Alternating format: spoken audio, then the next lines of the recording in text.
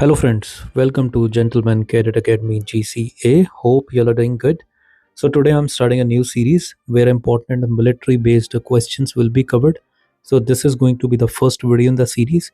So, in this series, I'm going to cover three questions in one video, one each from Army, Navy, and Air Force. And these are going to be the high level questions that can be asked, or if these are not asked, these are going to improve your knowledge related to the forces. So, like always, without wasting any time, let us start the first video of the series.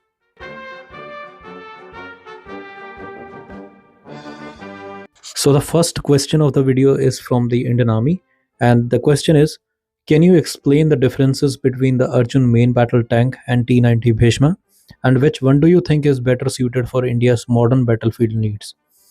So, the Arjun main battle tank and the T-90 Bhishma, these are two significant tanks in the Indian Army, each with distinct features which is tailored to different operational requirements. So, the Arjun main battle tank, which is developed indigenously by DRDO, is basically designed with a focus on advanced technology, superior armor, and firepower. So, it boasts composite and modular armor that offer excellent protection against various anti tank threats, making it more resilient in direct combat. And talking about its feature, so it consists of 120 smoothbore gun, which provides versatility with a wide range of ammunition types, including armor piercing and high explosive rounds. So the Arjun's mobility, while impressive considering its weight, is optimized for flat terrains such as the plains in the deserts of India, and it is equipped with advanced electronics like modern fire control system, thermal imaging, and a laser rangefinder, which gives it an edge in the target acquisition and battlefield awareness.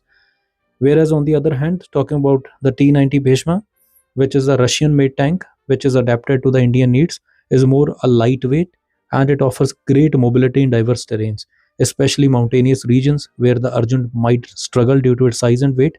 So the T-90 is equipped with 125 smoothbore gun, and it features a combination of composite and reactive armor along with one active protection system.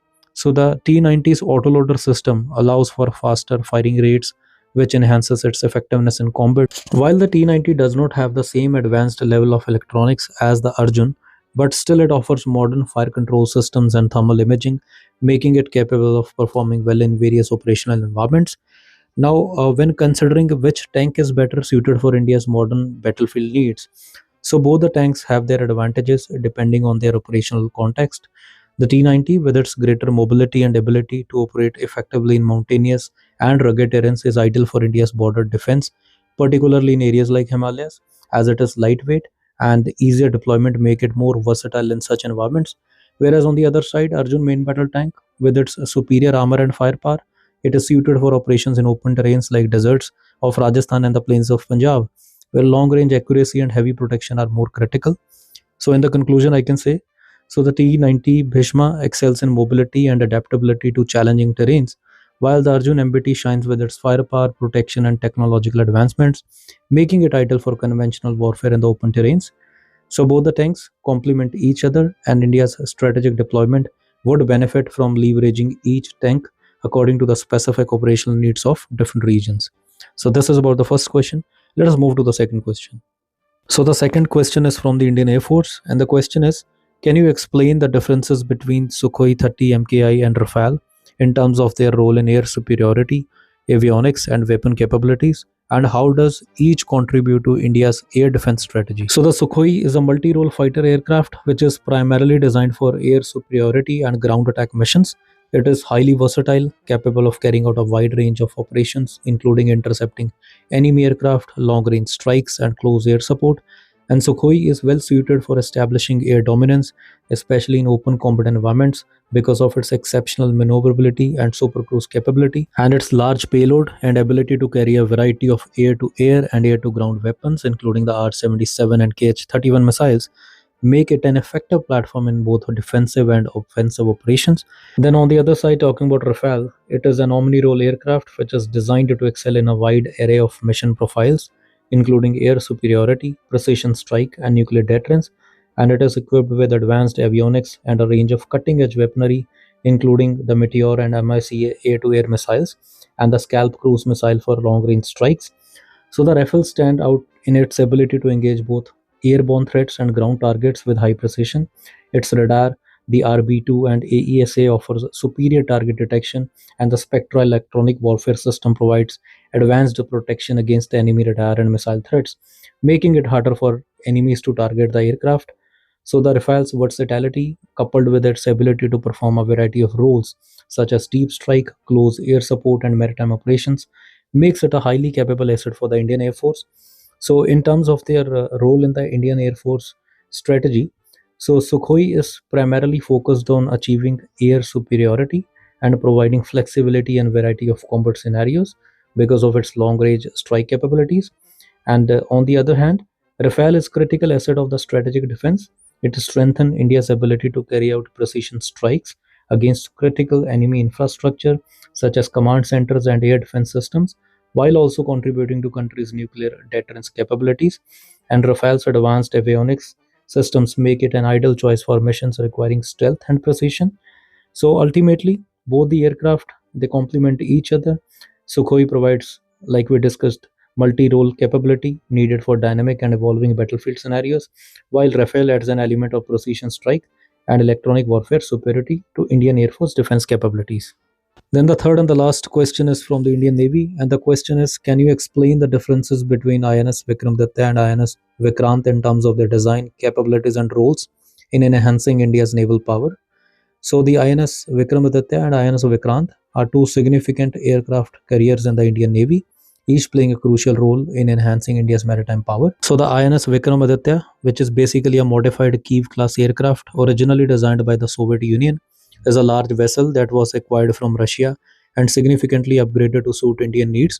So with a length of 284 meters, it is capable of carrying 30 aircraft, including MiG-29 fighters and various helicopters. This carrier is equipped with a sky jump technology, which allows it to launch aircraft without the need for a catapult, which is a design feature that helps it operate effectively in open seas.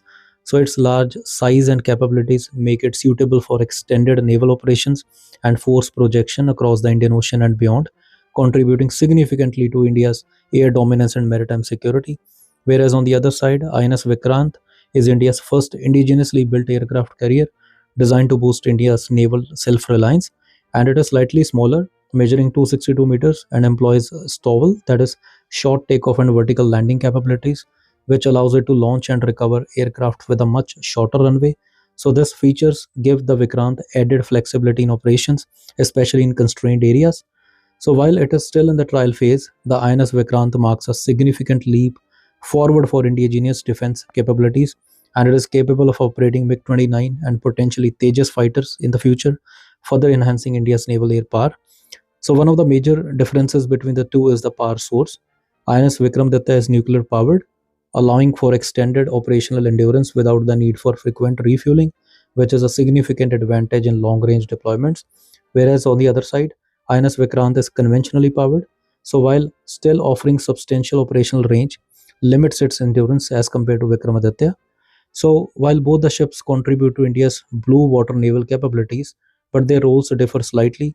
INS Vikramaditya has been operational since 2013 and serve as the main carrier for extended missions capable of conducting long-range operations globally, and its large capacity and range makes it ideal for sustaining maritime presence and projecting power. Whereas INS Vikrant is set to become a key asset in India's defense strategy, enhancing India's ability to operate indigenously built aircraft and strengthening nation's deterrence capabilities in the Indian Ocean region. So finally, in the conclusion, I can say INS Vikramaditya is the operational backbone of India's carrier fleet, providing powerful and extended operational capabilities, while INS Vikrant represent a significant step in India's growing naval self-sufficiency. So together, these carrier complements each other, with Vikramaditya offering operational depth and Vikrant representing India's future in the naval aviation. So friends, this is all about the first video of the new series, and I hope this video will be helpful for you. And tell me in the comment section if you want me to continue the series, then I will come up with part 2, part 3, part 4 and so on. So until then, keep learning, keep watching, keep supporting and keep preparing. Thank you and best of luck.